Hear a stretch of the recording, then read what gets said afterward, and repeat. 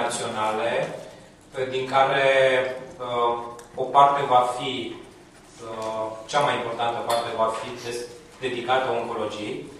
Deocamdată am alocat caselor județene pe primele 3 luni, așteptând să apară hotărârea de guvern cu programele și să discutăm împreună cu Ministerul Sănătății cam ce înseamnă ca și buget suplimentare. Partea de prevenție, partea de teste și de teste genetice, partea de radioterapie și mai departe.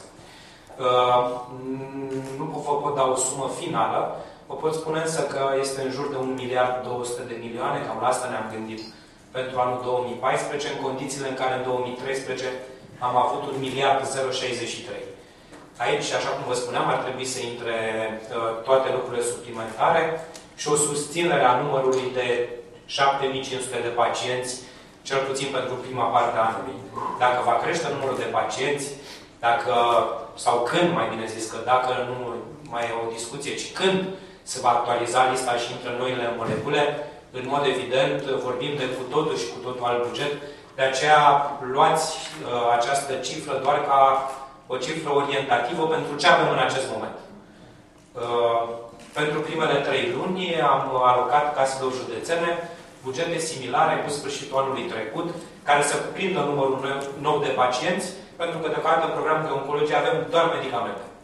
Când se vor adăuga celelalte lucruri, când se va actualiza lista, vorbim de cu totul și cu totul alte situații. Și dacă la nivelul lunii februarie există deja o listă de așteptare, nu un pacient, cu 2 pacienți, dar există o listă de așteptare. N-aș putea să vă spun exact la luna februarie, pentru că astăzi suntem în 3 și probabil comisia va fi în jurul datei de 15. Atunci vedem câte dosare se strâng pentru pacienți noi și pentru continuări de tratament. Din ce mi-au spus cei de la comisie, au fost trimise doar dosare spre recompletare, incomplete, și nu dosare care au fost cu totul complete și care să fi fost respinse.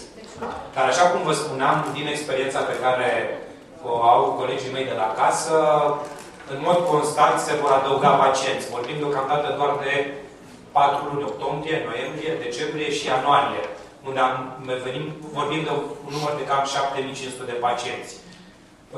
Nu cred că vom avea același număr constant, fără să avem pacienți în așteptare pentru tot anul 2014. În curând va trebui să luăm o decizie pentru un număr nou de pacienți.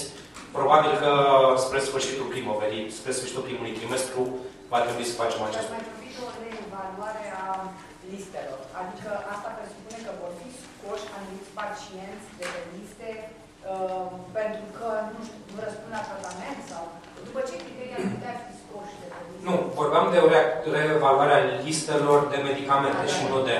Da.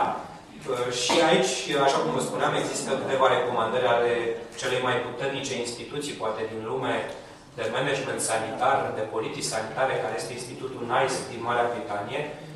Găsiți pe site-ul Ministerului Sănătății acest studiu și veți vedea acolo câteva exemple. N-aș vrea să le spun eu acum public. Și, mă rog, medicii constant în discuțiile pe care le avem, profesorii, medicii, colegii din Comisiile Naționale vorbesc de anumite medicamente care și-au cam pierdut eficacitatea și care, dacă vor intra medicamente noi pe listă, nu mai e de înțeles de ce s-ar păstra și vechile medicamente, care oricum în practică vor fi încetul și încetul înlocuite cu noile medicamente. Asta, din câte înțeleg din intenția Ministerului Sănătății, se va face undeva către începutul verii, în prima jumătate a anului, dar nu mai devreme de luna mai-iunie. Dar aceste medicamente sunt mai prescriu încă? Sigur, sunt pe lista de medicamente compensate și gratuite. Pentru că vin medicamente mai noi, care sunt între cele 131 deja evaluate de Ministerul Sănătății. Domnule președinte, lunar, cam câte dosare se depun? Cam câte cazuri se analizează în fiecare lună? Câteva mii.